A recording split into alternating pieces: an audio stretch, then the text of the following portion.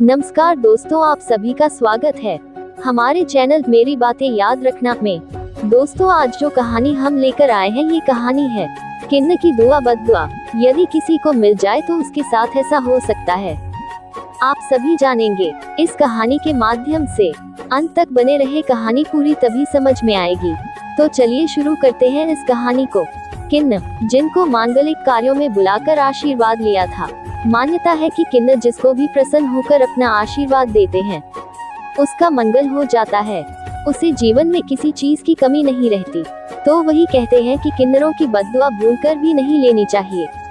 लेकिन ऐसा क्यों? आज हम आपको इसी बारे में जानकारी देने जा रहे हैं कि आखिर क्यों किन्नरों की दुआओं और बद्दुआओं में इतना असर होता है, और क्यों कहा जाता है कभी किन्नरों की बद्दुआ के हकदार नहीं बनना चाहिए।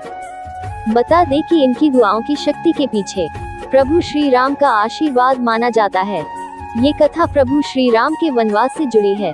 मान्यता है कि जब श्री राम के वनवास की खबर अयोध्या में फैल गई तो पूरे अयोध्या में शोक की लहर दौड़ गई, क्योंकि पूरे अयोध्या वासी प्रभु श्री राम को अत्यधिक प्रेम करते थे।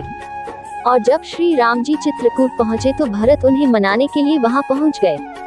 उनके साथ अयोध्या वासी भी थे, जिनमें किन्न भी शामिल थे। राम जी ने अयोध्या वासी के नारी नारियों व भरत प्रेम पूर्वक समझाकर वापस जाने का निवेदन किया, परंतु किन्न, जो कि न पुरुष और न ही नारी, उनके लिए कुछ नहीं कहा। ऐसे में अपने लिए कोई स्पष्ट आदेश न होने पर किन्नरों ने 14 वर्षों तक भगवान श्री राम की प्रतीक्षा करने की ठान ली। फिर जब प्रभु श्री राम वनवास पूरा करके अयोध्या वापस लौट रहे थे तो उन्हें रास्ते में किन्न दिखाई दिए। तब श्री राम जी ने उनके यहाँ रुकने का कारण पूछा। तब किन्नरों ने बताया कि जब हम भरत के साथ आपको मनाने आए थे तब आपने कहा था, जथा जोगु करी विनय प्रणामा, विदा किए सब सानुज रामा, नारी पुरुष लघु मध्य बड़े रे, सब सन्मानी कृपा निधि फेरे। जिसका अर्थ हुआ, जब लक्ष्मण व माता सीता सहित श्री राम अयोध्या छोड़ रहे थे तब उन्होंने विनय व प्रणाम करके छोटे, मध्य व बड़े सभी श्रेणी की स्त्री और पुरुषों को सम्मान के साथ लौटा दिया था। तो उन्होंने कहा कि आपने नर और नारी को तो आदेश दे दिया था, लेकिन हम नर और नारी किसी में नहीं आते। आपने हमारे लिए कुछ नहीं कहा, इसलिए हम लोग तब से आपका इंतजार कर रहे हैं। किन्नरों के इस भाव को देखकर प्रभु श्री राम भावुक हो उठे और उन्होंने किन्नरों को गले लगा लिया।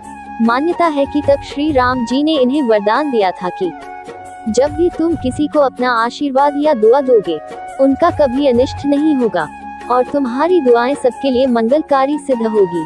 तब से बच्चे के जन्म और विवाह आदि मांगलिक कार्यों में वे लोगों को आशीर्वाद प्रदान करते हैं। क्यों नहीं लेनी चाहिए किन्नरों की बद्दुआ? तो वही दूसरी तरफ ऐसा भी मान्यता है कि अगर किन्नरों ने किसी को बद्दुआ दे दी तो उसे जीवन में तमाम तरह की विपत्ति का सामना करना पड़ता है। खासतौर पर आर्थिक मामले में इनकी बद्दुआ को गंभीर माना गया है, इसलिए भूलकर भी किन्नरों का मजाक नहीं उड़ाना चाहिए।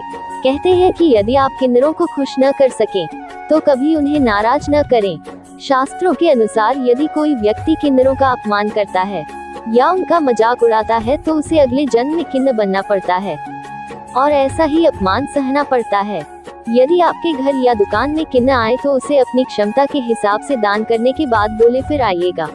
कहते हैं कि इनसे एक सिक्का लेकर अपने पर्स में रखने से हमेशा पैसों की बरकत बनी रहती है। तो दोस्तों, ये कहानी आपको कैसी लगी कमेंट करके जरूर बताना, और अच्छी लगी तो एक लाइक जरूर करना। अगर चैनल पर नए मेहमान बनकर आए हैं तो चैनल को सब्सक्राइब जरूर कर लेना। धन्यवाद।